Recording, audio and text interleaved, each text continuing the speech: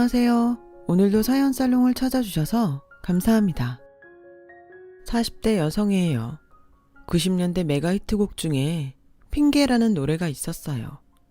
당시 중학생이던 저는 물론 누구나 흥얼거리며 입에 달고 살던 노래죠.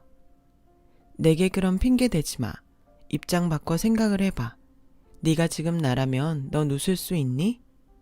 한때는 이 가사가 정말 제 심정을 고스란히 전해주는 것 같았어요. 그래서 들려주고 싶었죠. 바로 손아래 동서한테요.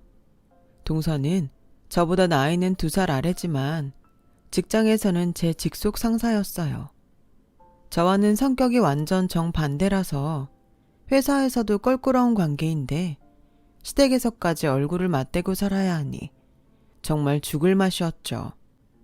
이럴 줄 알았다면 아버님을 따라 2사람 결혼을 결사반대하는 건데 그놈의 명품백이 뭐라고 제 영혼을 팔아버렸지 뭐예요. 김대리, 아니 앞으로는 형님이라고 불러야겠죠? 이거 별건 아닌데요. 지난번 프랑스 출장 때 하나 샀어요. 보는 순간 형님 생각이 나지 뭐예요. 형님이 피부도 희고 팔다리가 길어서 이런 거 하나 팔에 걸치면 정말 잘 어울릴 것 같더라고요. 별뜻 없으니까 받아주세요. 그날 그걸 받지 말았어야 했는데 그 백이 쥐약인 걸 알기에 속으로는 절대 받지 말자 다짐을 했음에도 이놈의 궁상맞은 손이 불쑥 앞으로 나가는 바람에 어쩌겠어요. 그대로 덥석 받아먹고 말았죠.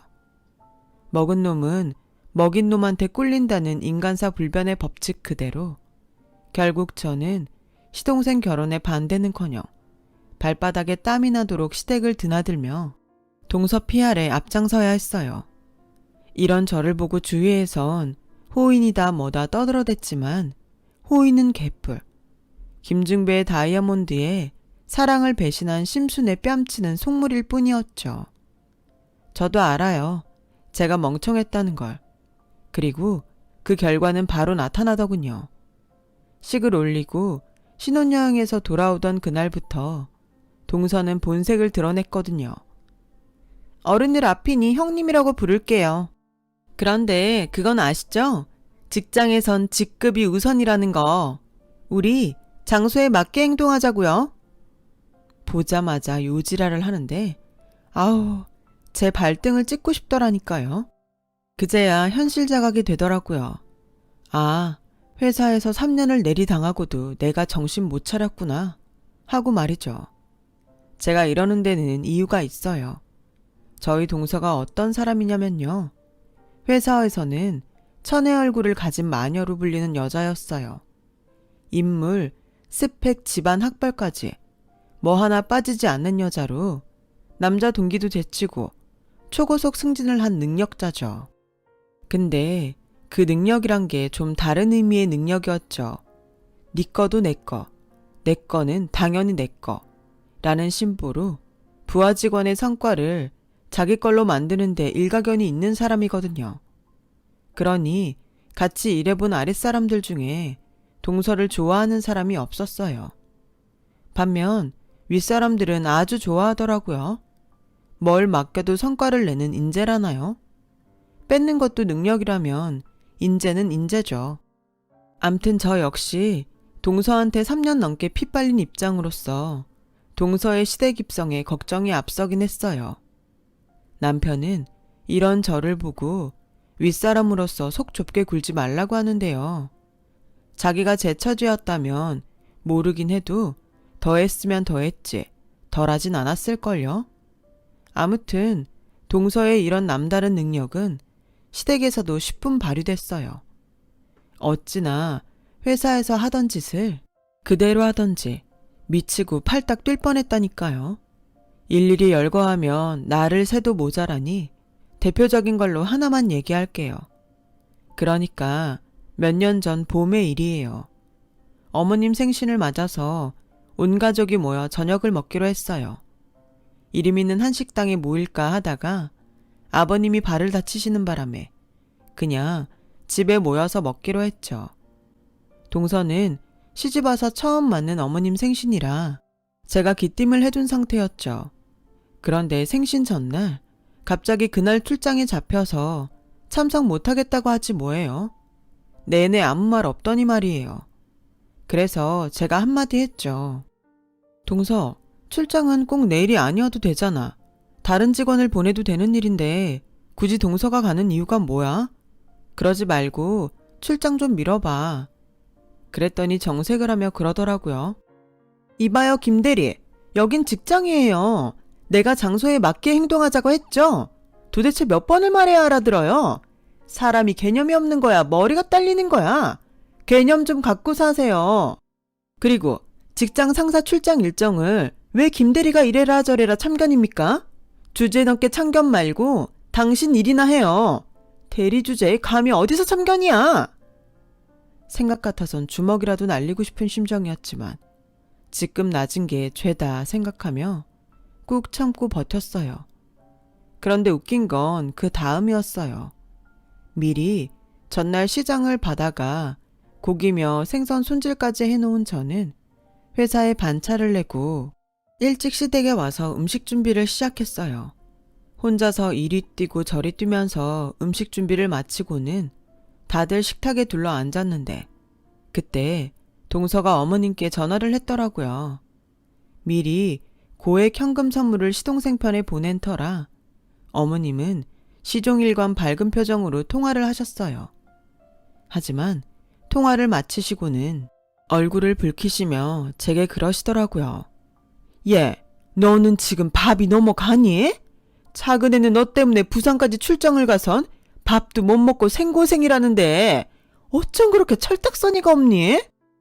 어머님이 느닷없는 말에 황당한 저는 그게 무슨 말씀이냐고 물었어요. 몰라 묻니? 네가 일처리를 잘못하는 바람에 작은 애가 그거 수습하느라 출장 간 거라던데 사람이 염치가 있어야지. 아무리 네가 집에서 손윗사람이라도 그렇지. 네 잘못을 왜 엄한 사람한테 떠넘겨? 그가 몰랐는데 너 아주 나쁜 습관이 있구나. 작은 애 올라오면 당장 가서 사과해. 손윗사람이 본이 되지는 못할 망정 어떻게 아랫사람한테 책임을 떠넘겨? 게다가 회사에서 지보다 높은 사람을. 제발 나이값 좀 하고 살아라. 어머님, 그게 아니고요. 됐다. 밥이나 먹자. 어머님은 제 얘기는 듣지도 않고 말을 끊으셨어요. 여우 같은 지집애. 마른 하늘의 날벼락이라고 기껏 생각해서 미리 기뜸까지 해줬더니 지 편하자고 날 무능하고 무책임한 사람으로 만들어? 화가 나서 참을 수가 없었어요. 그래서 식사를 마치고 집으로 가는 길에 동서한테 전화를 했어요. 그랬더니 뭐라는 줄 아세요? 지금 그거 따지자고 전화한 거예요? 왜? 어머님 생신상 좀 차렸다고 생색이라도 내고 싶은 거예요? 네, 수고하셨네요. 어머님한테 하는 것만큼 회사에서도 그렇게 열심히 하지 그래요? 그럼 대리딱지도 진작 뗐을 텐데. 암튼 나 지금 바쁘니까 중요한 일 아니면 연락하지 마세요. 바쁜데 쓸데없이 전화질이야. 뭐? 동서 지금 말 다 했어? 여보세요? 동서는 제 할 말만 떠들고는 전화를 끊어버렸어요. 한마디 하려고 전화했다가 열만 더 받고 말았지 뭐예요. 이런 제 모습을 보고 남편은 피식대며 웃기만 하더라고요. 그 모습에 자존심도 상하고 우라가 치밀어서 눈물이 다 나더라고요. 그놈의 명품백만 아니었으면 내가 이런 꼴도 안 당했을 텐데 내가 내 발로 지옥불에 뛰어들었다 싶었죠. 그 외에도 여우 같은 동서 때문에 집에서도 회사에서도 이상한 사람으로 찍힌 게 한두 번이 아니었어요. 하지만 시동생은 물론 어머님과 제 남편까지 동서의 값비싼 선물에 넘어가선 지난 5년간 지방 경조사 다 챙겨가며 며느리 노릇해온 저를 나몰라라 했어요. 유일한 제 편은 아버님 뿐이었죠. 아버님은 처음부터 동서를 탐탁지 않게 생각하셨거든요. 동선의 집을 아름아름 알고 계셨는데 주위에서 평판이 그리 좋지 않았던 모양이었죠. 게다가 아버님은 불과 몇 년 전까지도 직장 생활을 해오신 분이라서 직장 상사를 집안 식구로 들이는 게 얼마나 불편한 일인지 잘 알고 계셨죠. 그래서 더더욱 제 심정을 헤아려 주셨던 거예요. 안 그래도 시동생 결혼 전에 아버님이 저를 따로 불러서 그러셨거든요. 아가, 작은 애가 들어오면 아무래도 네가 입장이 곤란할 것 같구나. 그래도 어쩌겠니? 이미 하기로 한 혼사인데 서로 맞춰가며 사는 수밖에. 그래도 힘들어서 못 버티겠다 싶으면 나한테라도 하소연하려무나. 시애비가 돼서 며느리 위에 그 정도 한탄도 못 들어주겠니? 그때는 그저 말씀만이라도 고맙다고 생각했는데 상황이 이렇다 보니 결국 아버님을 찾아가 신세 한탄을 하게 되었어요. 퇴근 후 아버님과 만나 포장마차에서 소주잔을 기울이는데 장소가 그래서 그런가 오랜만에 속 얘기를 해서 그런가 그렇게 기분이 좋을 수가 없더라고요. 그래서 이후로도 종종 아버님과 따로 밖에서 만나 포장마차 데이트를 즐기곤 했는데 하필 이 모습을 들키지 말아야 할 사람한테 들킨 거 있죠. 바로 동서였어요. 남한테 솔직하지 못한 사람들이 대개 그렇듯 동서는 혹시라도 아버님께 제가 자기 욕을 할까봐 걱정이 됐는지 불안한 표정이더라고요. 그리고는 그날 바로 어머님께 이 사실을 고자질했어요. 그냥 있는 사실만 말한 게 아니라 마치 제가 아버님을 제 편으로 만들기 위해 뒤에서 자신을 모함한 것처럼요. 그 바람에 저는 밤에 시댁으로 불려가 어머님께 핀잔을 들었고 그날로 저와 아버님의 포장마차 데이트는 끝이 나고 말았어요.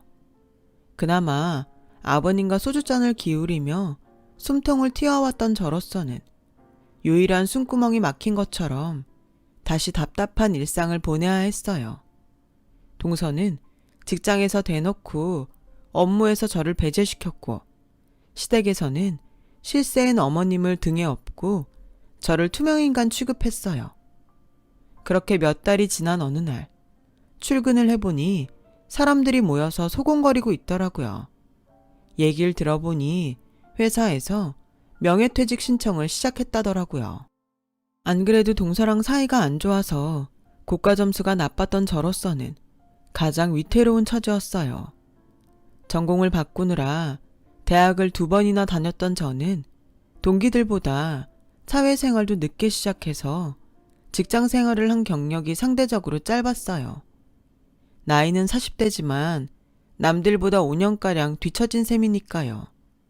그래서 직급도 나이에 비해 낮았는데 그나마 이젠 직장마저 잃게 될 판이었죠. 회사에 칼바람이 불었다는 소식이 퍼지자 사무실 안은 평소와 달리 정적이 감돌았어요. 들뜬 얼굴은 오직 동서뿐이었죠. 부하 직원들 실적을 가로챈 덕에 실적면에서 간부들한테 평판이 좋은 데다 친정아버지가 저희 회사 전문인과 친분이 있었기 때문에 안정권이 있었거든요. 그렇게 불안한 시간이 흐르고 드디어 올 것이 오고야 말았어요. 제가 저희 부서 1순위로 명예퇴직 명단에 올랐다는 얘기를 들었거든요. 막막한 제 심정과 달리 동서는 활짝 핀 얼굴로 마치 축제에 온 사람처럼 제게 그 사실을 전해주었어요. 이런 동서 앞에서 애걸복걸하는 모습을 보이고 싶지는 않더라고요. 매달려 울고불고 해봐야 별 수 없는 걸 알기에 일찌감치 단념했는지도 모르겠네요. 아무튼 그날 밤 남편과 상의한 뒤 길게 끌지 않고 바로 회사에 사직서를 냈어요. 그렇게 퇴사를 하고 한동안은 앞으로 뭘 해먹고 살아야 하나 고민을 했죠. 그랬더니 하루는 시어머님이 동서와 함께 집에 찾아왔더라고요. 너 하는 꼴 보고 진작 알아봤다. 오죽하면 그 나이에 회사에서 잘리니? 네 동서를 봐라. 이런 와중에도 이번에 승진까지 했더라. 그 나이에 취직도 힘들 텐데 앞으로 뭘 먹고 살려고 그래? 설마 내 아들 등골 빼먹고 살 생각은 아니지? 정 안 되면 식당 설거지를 하니 있어도 절대 집에서 놀 생각은 하지도 마라. 사지 60 멀쩡한데 놀긴 왜 놀아? 누가 논대요. 다시 일할 겁니다. 어머님, 저 퇴사한 지 일주일도 안 됐어요. 왜 벌써부터 닭다리세요? 저요, 어머님 아들 등골 안 빼먹어요. 그러니 걱정 마시라고요. 서운한 마음에 버럭 질러버렸어요. 그랬더니 동서가 끼어들더군요. 그래요. 아무런 형님이 집에서 놀 생각을 하겠어요? 생각이 있으면 계약직이든 알바든 뭐라도 하겠죠. 그러니 너무 걱정 마세요. 괜히 신경 쓰시면 혈압 높아져요. 우리 어머님 형님 걱정에 흰머리 생기면 어쩌나 걱정이네요. 형님, 정 안 되면 어머님 말씀대로 식당 설거지라도 하셔야겠어요. 내가 누구 때문에 회사에서 잘렸는데 어머님까지 대동하고 나타나 염장을 지르는지, 안 그래도 복잡한 머리가 도끼로 찍은 것처럼 지끈거렸어요.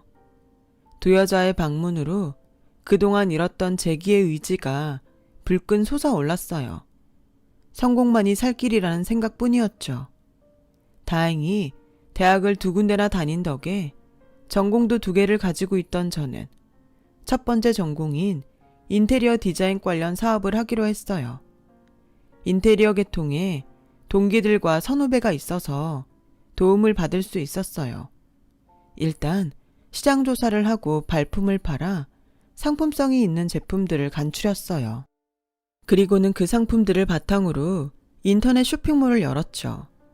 젊은 층을 시작으로 인테리어 바람이 불어서 그런가 저희 쇼핑몰만의 특색 있는 가구며 소품들이 조금씩 반응을 보이더니 3개월쯤 지난 시점부터 입소문을 타고 주문이 점점 늘기 시작했어요. 한 1년은 적자볼 생각하고 시작한 온라인 쇼핑몰은 4개월 차부터 수익이 나서 예상보다 빨리 정상궤도에 오를 수 있었어요. 일이 조금씩 풀려나가자 기운도 나고 일에 대한 의욕도 강해졌어요. 상품 구매에 대한 확신도 생겼고요. 거기다 처음에 반신반의하던 남편도 수익이 나기 시작하면서부터 이쪽이 전망이 있다고 판단했는지 쉬는 날과 휴가를 이용해 일을 돕기 시작했어요. 남편의 도움을 받아 혼자 운영하던 쇼핑몰은 매출이 증가하면서 도저히 혼자 감당할 수준이 아니었어요. 신규 거래처 확보와 홈페이지 관리, 배송, 교환, 환불 처리 등 일손이 많이 필요해졌거든요. 고민이 되더라고요. 아예 이참에 사업을 확장해서 회사 규모를 키울까, 아니면 아르바이트생을 고용해 최소 필요 일손만 메꿀까 하고 말이죠. 제 고민을 들은 남편은 적게 먹고 적게 싸는 게 안전하다며 사업 확장을 반대했어요. 반면에 주변 지인들은 앞으로 계속 이 일을 해나갈 생각이라면 온전한 형태의 회사 규모는 갖춰야 할 거라고 조언해 주더라고요. 제품 특성상 온라인 쇼핑몰은 한계가 있다고요. 제 생각도 그랬어요. 소품 판매 정도로 그친다면 값싼 대형 온라인 쇼핑몰에 밀리는 건 시간 문제였으니까요. 그러던 차에 명절이라 시댁에 방문했는데 어머님이 그러시더라고요. 남편한테 제 얘기를 들으셨는지 대뜸 네가 하면 뭘 얼마나 한다고 확장을 하겠다고 설치니? 사업은 아무나 하는 줄 아니? 돈 안 까먹는 것만도 다행이다 생각하고 하던 일이나 해. 욕심이 과하면 화를 부른다. 그래요 형님. 형님처럼 일머리 없는 사람이 괜히 일 크게 벌이다가는 아주버님 월급까지 까먹는 거 시간 문제예요. 송충이는 솔잎을 먹고 살아야죠. 안 그래요? 돈 안 까먹는 것만도 감지덕지로 생각하세요. 때리는 시어미보다 말리는 시누이가 더 밉다고 동서가 그 짝이었어요. 그런데 이상하죠. 어머님이랑 동서가 나서서 말리니까 더 해야겠다는 생각이 들지 뭐예요. 어떻게든 성공해서 두 인간 코를 납작하게 만들어줘야겠다 생각했죠. 그래서 은행 대출까지 받아 사업 확장을 했어요. 결정을 하기까지는 고민이 됐지만 막상 정하고 나니 오히려 마음도 편하더라고요.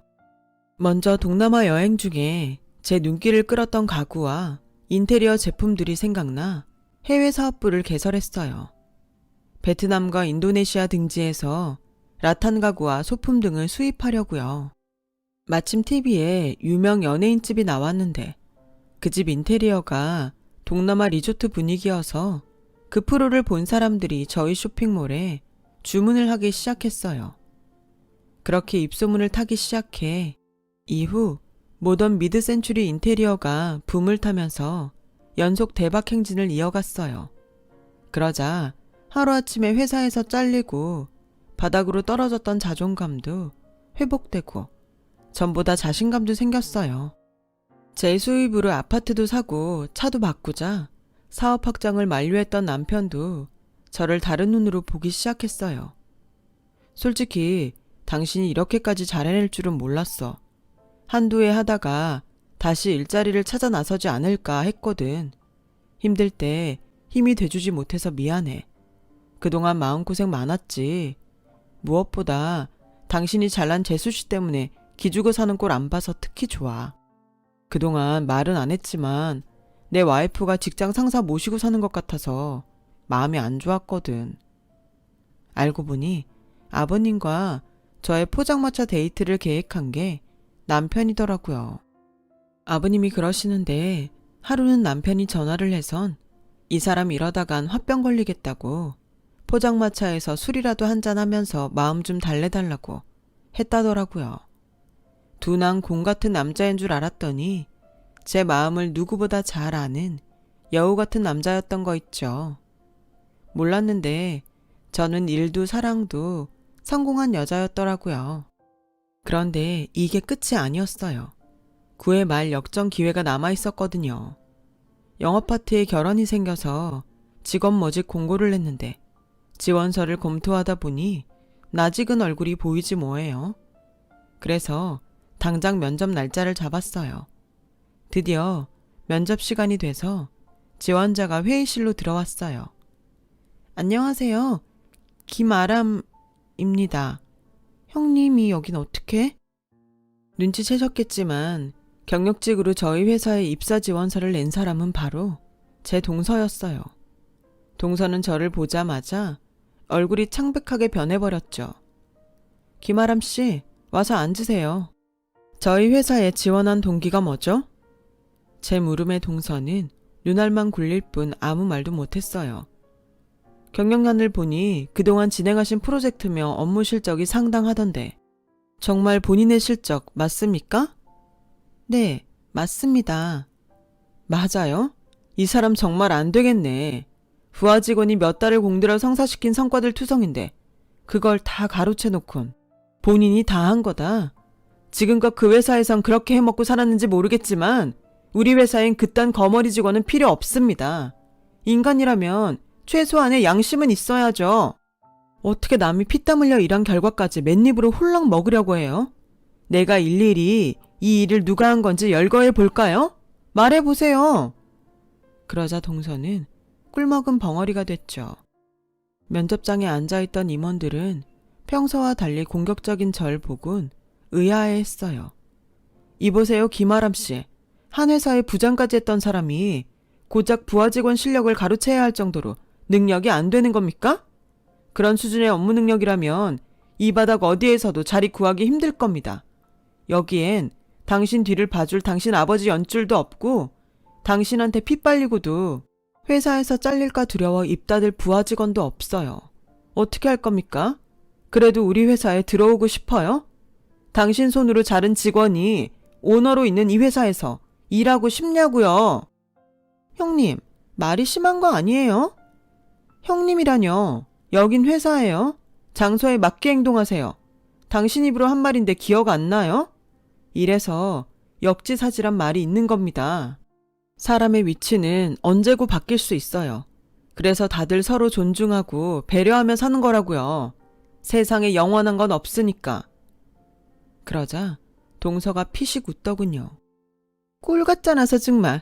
회사 차렸다고 뭐라도 된 줄 아는 모양인데 나 이 회사 안 다니면 그만이야. 나 오라는 회사가 여기뿐인 줄 알아? 미안하지만 이 회사는 내가 거절이야. 그래도 되겠어요? 당장 돈 급한 거 아니었어요? 내가 알기론 입사 지원서 넣은 곳마다 다 떨어진 걸로 아는데 그쪽 빼기던 친정아버지가 자금 횡령에 금품 수수, 비리 청탁으로 구치소에 수감 중이라면서요. 이미 소문이 날 대로 다 나서 대기업엔 원서도 못 놓고 중소기업이나 스타트 기업에서 원서 넣고 다닌다는 소문 쫙 퍼졌던데? 괜찮겠어요? 그쪽은 워낙 실력이 없어서 아버지 백 아니면 힘들잖아요. 안 그래요? 이 이력서만 봐도 그래요. 그쪽이 낸 실적은 하나도 없고 죄다 부친백으로 거저 얻거나 부하 직원 성과 가르친 것 뿐이던데 이 수준으로 어떻게 취직을 해요? 그것도 경력직으로. 창피하지 않아요? 그동안 이따위를 살아놓곤 그런 게 잘난 척했던 겁니까? 인생 그따위를 사는 거 아닙니다. 당신이 지은 죄 결국 당신한테 되돌아오는 거라고요. 뭐 우리 회사에서 일할 생각 없다고 하니 시간 낭비할 필요 없겠네요. 가보세요. 불합격입니다. 저는 할 말만 남기곤 그대로 회의실을 나와버렸어요. 동서는 저에 대한 분노와 수치심에 부르르 떨고 있었죠. 제 방으로 돌아온 저는 그제야 그간 쌓였던 채증이 한 방에 날아간 것처럼 홀가분했어요. 그래서 끝날 때까지 끝난 게 아니란 말이 나왔나 봐요. 회사에서 잘리고 내 인생도 끝이 났다 생각했는데 이렇게 9회 말 역전 홈런을 날리게 될 줄 누가 알았겠어요. 게다가 그날 이후 시댁에선 많은 변화가 생겼어요. 동서 등에 타서 집안의 실세 노릇을 하던 시어머니는 동선의 집안의 몰락과 함께 이빨 빠진 호랑이가 되었고 반대로 맏며느리인 제 등에 올라타게 된 아버님은 간만에 큰 소리 땅땅 쳐가며 집안의 왕자를 탈환하셨거든요. 거기다 제가 드리는 용돈으로 지인들 사이에서도 인기가 상승했고요. 어머님은 이제야 동서를 버리고 제게 붙어버려 노력을 하시지만 글쎄요. 그 손을 잡고 싶은 마음이 안 생기니 어쩌겠어요. 그러게 평소에 잘하실 일이지. 곳간에서 인심난다고 제 주머니가 두둑해지니 주변에 많이 베풀게 되더라고요. 딱 2사람. 시어머니와 동서한테는 예외지만요. 언젠가 이 판세가 또다시 역전이 될지도 모르지만 그렇게 되지 않도록 고삐를 늦추지 않고 열심히 살아보려고 합니다. 지금까지 제 사연을 들어주셔서 감사드려요. 여러분의 인생에도 꼭 역전 홈런의 기회가 있을 거예요. 힘든 시기 다들 기운 내세요. 여러분, 사연 댓글에 응원과 현명한 조언 부탁드려요. 좋아요와 구독은 저에게 큰 힘이 됩니다. 오늘도 좋은 일 가득하세요.